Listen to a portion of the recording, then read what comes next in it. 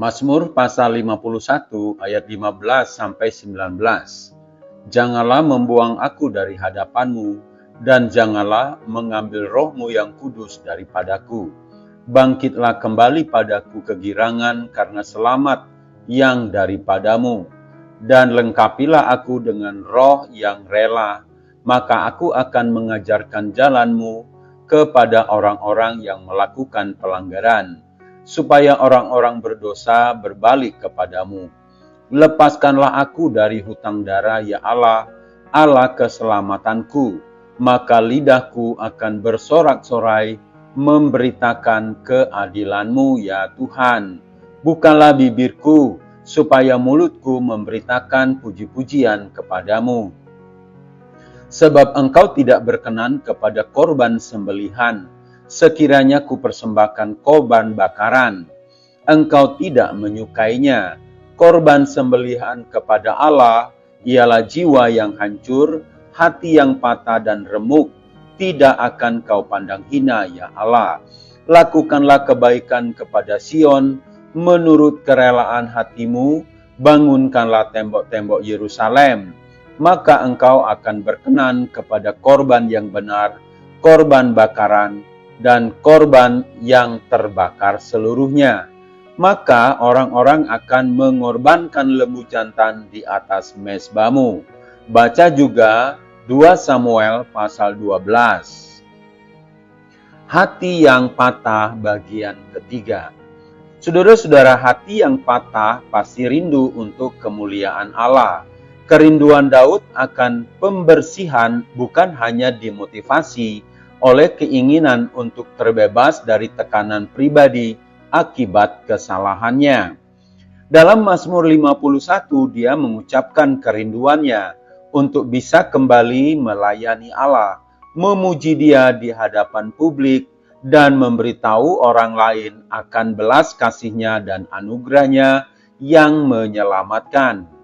Dengan kata lain, kerinduan Daud adalah akan kemuliaan Allah, bukan kenyamanannya sendiri.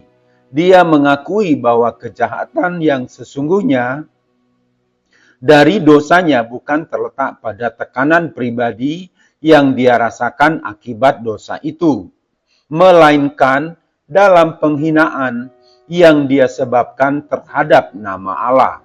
Maka kerinduan Daud bukanlah hanya supaya sukacitanya sendiri dipulihkan, tetapi agar dia bisa kembali memuliakan Allah, yaitu memperbaiki kesaksiannya bagi Tuhan. Saudara-saudara, kita bisa melihat ketulusan dan kerinduan Daud. Dia bukan ingin tampil baik di hadapan orang, memberikan persembahan korban dengan kesemarakan dan upacara. Dia mengetahui apa yang Allah inginkan, yaitu hati yang patah dan remuk, bukan sekedar ketaatan kepada ritual. Betapa berbedanya dari Saul. Meskipun Saul ketika dikonfrontasi oleh Samuel terlihat seperti mengakui dosanya dan bahkan mengungkapkan keinginannya untuk menyembah Allah. 1 Samuel pasal 15. Dalam kenyataannya, itu hanyalah kepura-puraan.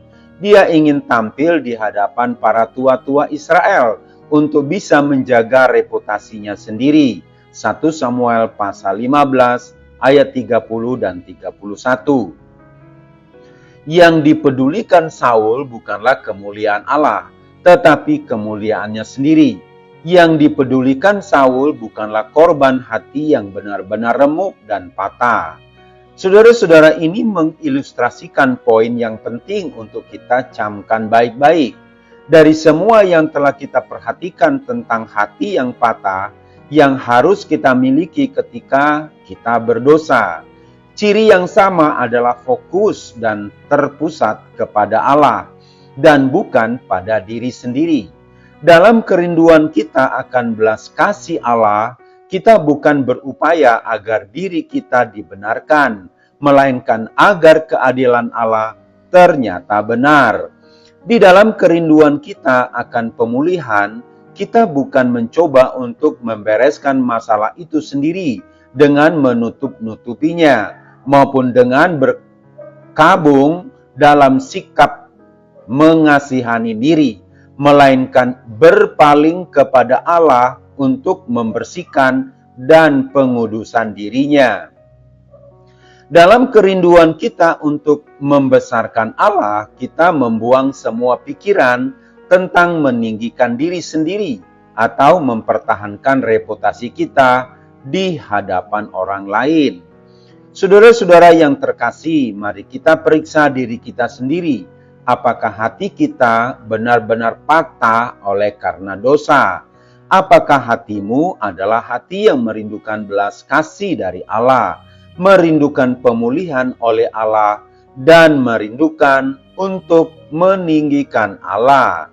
Saudara-saudara, dalam renungan kita hari ini, Daud bukan saja meminta Tuhan berbelas kasih untuk mengampuni dosanya, tetapi juga Daud meminta untuk tetap diperkenan menceritakan segala kebaikan dan kemurahan Tuhan. Artinya, meminta agar Tuhan tetap memberi kesempatan untuk melayani Tuhan. Saudara-saudara, kita semua adalah orang berdosa, sama seperti Daud. Namun kita belajar dari kisah Daud ini, mau mendengar dengan jujur dan mengakui bahwa dia telah berdosa. Namun dengan hati yang hancur, Daud memohon ampun dan memohon Tuhan jangan membuangnya, tetapi diberi kesempatan untuk tetap melayani Tuhan. Saudara-saudara, dosa apapun yang pernah kita lakukan, datanglah mohon ampun daripadanya. Dan juga jangan pernah berhenti untuk tetap memohon kepada Allah dengan keteguhan hati, tetap melayani Tuhan. Saudara-saudara, sungguh senang belajar firman Tuhan. Allah yang penuh kasih terus memberi kesempatan kepada kita yang mau membenahi diri. Tuhan kiranya Engkau memberkati dan tetap melayani bersama kami, HOR Ministry.